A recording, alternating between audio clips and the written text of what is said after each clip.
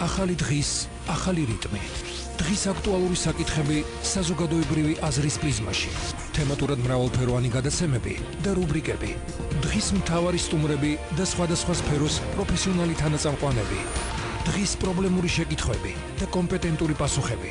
12 საათიდან 17 საათამდე. მოიგე დრო, გაიგე მთავარი. ეს არის დღის არხი, რადიო იმედზე. ნინო მეუნარგიასთან ერთად. დღის აქტუალური თემა.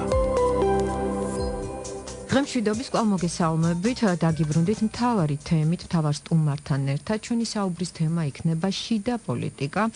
სტუმარი გაახლავთ დიდუბე ჩუღურეთის მაჟორიტარი დეპუტატობის კანდიდატი, პირველი ვიცე-სპიკერი გია ვოლსკი. მოგესალმებით, ბატონო გია. გამარჯობა, მოგესალმებით. მადლობა, რომ ჩვენთან ერთად ხართ. როგორც დავაანონსე, ჩვენი საუბრის თემა იქნება შიდა პოლიტიკა, საპარლამენტო არჩევნები 2020.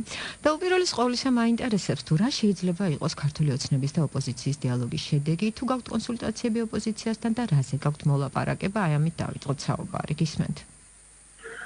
ოპოზიციები საკმაოდ პოლარიზებულია ამ ეტაპზე, გუშინ აქვს თქვი, გუშინ წინაც და დღესაც გავიმეორებ, რომ ორი ფაქტორი არსებობს, რამაც შეიძლება განაპირობოს ოპოზიციების დაახლოვება. ერთი პასუხისმგებლობა საზოგადოების წინაშე, რომელიც არსებობაზე ჯერჯერობით არაფერი მეუთითებს ჩვენ ოპონენტს და ჯგუფში და მეორე პასუხისმგებლობა საერთაშორისო ინტერესების წინაშე, რომელიც გულისხმობს საქართველოში სტაბილურობას, მეტუმეტეს და საერთაშორისო კომპეტენტურ სტრუქტურებს დადასტურებული აქვთ, რომ ეს არჩევნები ჩატარდება.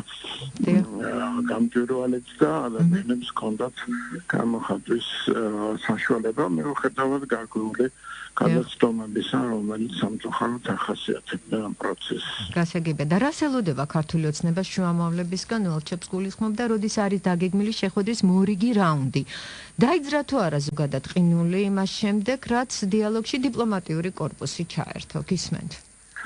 არა, ყინული კვლავ არსებობს და გარკვეულწილად ჩემი აზრია ესეთი, რომ რაღაც გარკვეულ ცვლილებას ელოდებიან ჩვენი ოპონენტები საერთაშორისო ასპარეზზე, მაგრამ ეს ცვლილებები, როგორც ხედავთ, ყოველდღიურად უარესობისკენ მიდის იმ თვალსაზრისით, რომ რუსეთმა რეგიონში კიდევ ერთი ბაზა გახსნა. ყოველთვის, როდესაც რუსეთს სჭირდებოდა დესტაბილიზაცია, მოლაპარაკებების ფორმატების დარღვევა, სტრესული სიტუაციის შექმნა რეგიონში, ზუსტად ეს პერიოდი ემთხვეოდა ნაციონალური მოძრაობის იმ პერიოდის მთავრობის აქტივობებს. მიუხედავად იმისა, თუ რას კარნახობდა ამერიკის შეერთებული შტატები და ევროკავშირი. ვფიქრობ, გარკვეულწილად, გარკვეული სახეცვლილებით აი ეგეთივე ვითარება გვაქვს დღეს, აქედან გამომდინარე, ჩვენ ვერ დავწმობთ პოზიციას, მეტუმეტეს რომ ეს პოზიცია არის მართალი და მეტუმეტეს რომ ამ პოზიციის დაცმობა ნიშნავს დავწმოთ უმრავლესობის და ასევე უმცირესობის ამომრჩეველთა განწყობა და ინტერესები. აი ეს არის რეალობა. მიუხედავად იმისა, რომ უმცირესობაში დიდი რაოდენობის ხალხი შედარებით დიდი რაოდენობის ხალხი არის მე ვფიქრობ შეცდომაში შეყვანილი არჩევნების შედეგებთან დაკავშირებით არსებობს აგრეთვე დიდი ნაწილი მათი ამომრჩეველებიდან, რომელიც ზუსტად აფასებს სიტუაციას ამის იმედით, რასაკვირველია შეიძლება განვიხილოთ როგორც მესამე ფაქტორი. ბატონო გია, ოპოზიციას აქვს მკაფიო პოზიცია, ხო? ითხოვს ვადამდელ არჩევნებს. როგორი შეიძლება იყოს გამოსავალი და კიდევ მაინტერესებს, ხომ არ გაქვთ გარკვეული მოლაპარაკებები პოლიტიკურ პარტიებთან, მაგალითად ლელოსთან, ალი კოელისაშვილის პარტიასთან, რას გვეტყვით ამაზე? ამასთან დაკავშირებით გეტყვით, რომ მოლაპარაკებების ის ფორმატი, რომელიც არსებობს და მუშაობს, თქვენთვის ცნობილია და ფარდის უგან არა საზოგადოებისგან დაფარულად არანაირი მოლაპარაკება არ შეიძლება. ანუ კულუარულ მოლაპარაკებებს ადგილი არ აქვს. ბატონ გია, გეკითხებით. დიახ. როგორ წარმოგიდგენიათ ყველაზე ცუდი სცენარი? რა შეიძლება მოყვეს იმას თუ დაუშვათ ოპოზიცია გადაწყვეტილებას არ შეცვლის? ყველაზე ცუდი სცენარი არის დარტყმა ეკონომიკაზე, ეს არის ერთ-ერთი მთავარი მიზანი, რომ როგორმე შეარყიონ ეკონომიკური ისედაც დაზიანებული მსოფლიო მასშტაბით დაზიანებული ფონი,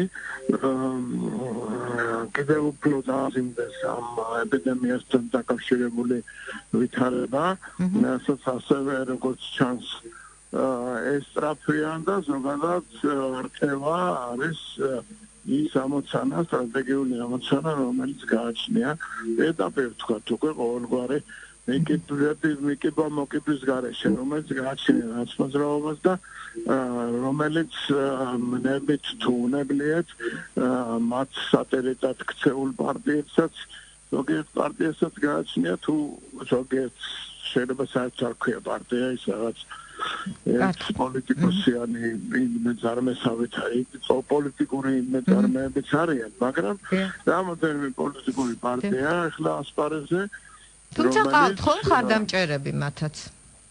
კი, რასაკვირველია, მხარდამჭერები ყავთ, მაგრამ მესოე ამაზე ვლაპარაკობ, რომ რაღაც გარკვეული რაოდენობის მხარდამჭერები ვინც აღარ დიდი თუ პატარა პროცენტით მაინც არის რაღაც პარტია თავისი ისტორიით, მაგალითად იგივე ლეიბორისტული პარტია, იგივე თქვათ ევროპული საქართველო ან გურჯანაძის პარტია, რომელმაც ერთმანეთს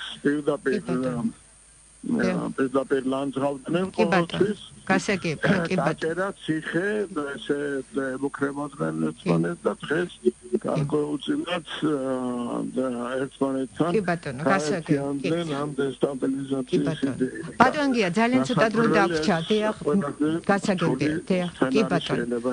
კი ბატონო, და დასასრულს ცოტა დრო დაგვრჩა, აუცილებლად უნდა შეგეკითხოთ 17-18 ყველაზე ცუდი სცენარია, მაგრამ მე მოწმებული ვარ, ხალხს კარგად ესმის, რომ საზოგადოებას კარგად ესმის, რომ ხელისუფლება მოწოდების სიმაღლეზე დგას. დიახ.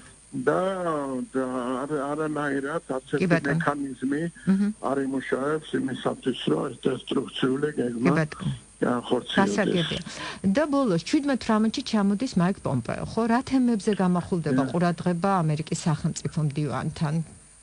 გასაკვირველია. უფრო საშინაო თუ საგარეო? არის საგანგებო მნიშვნელობის, იმიტომ რომ მაიკ პომპეო წარმოადგენს ხოლო თავის თავს და ამ სახელმწიფო დეპარტამენტის ამ პოლიტიკური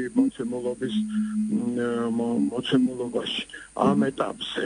ეს არის ამერიკის შეერთებული შტატების ერთ-ერთი მთავარი წამყვანი უწყება სახელმწიფოს პოზიციის გამომხატველი და სახელმწიფო ჩამოდის სახელმწიფოში, რომელიც პარტნიორად ეგულება.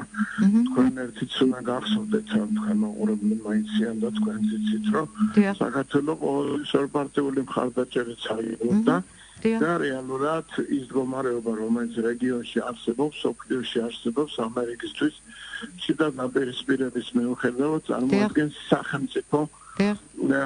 სახელმწიფო პოლიტიკის ქვაკუთხედს, ვინც არ უნდა იყოს ხელისუფლების სათავეში. აქედან გამომდინარე, გადავხედოთ რეგიონში რა ხდება, გადავხედოთ საფრთხეებს და რასაკვირველია მოკავშირეებთან კონსულტაციების ინტერესი ამერიკის შეერთებულ შტატებს გააჩნდა ყოველთვის და ესეც ერთ-ერთი გამოვლინება ამის. კი ბატონო. დიდი მადლობა ბატონო გიო, გისურვებ წარმატებებს. სატელეფონო ხაზზე იყო დიდუბე ჩუღურეთის მაჟორიტარი დეპუტატობის კანდიდატი, პირველი ვიცე-სპიკერი გია ვოლსკი.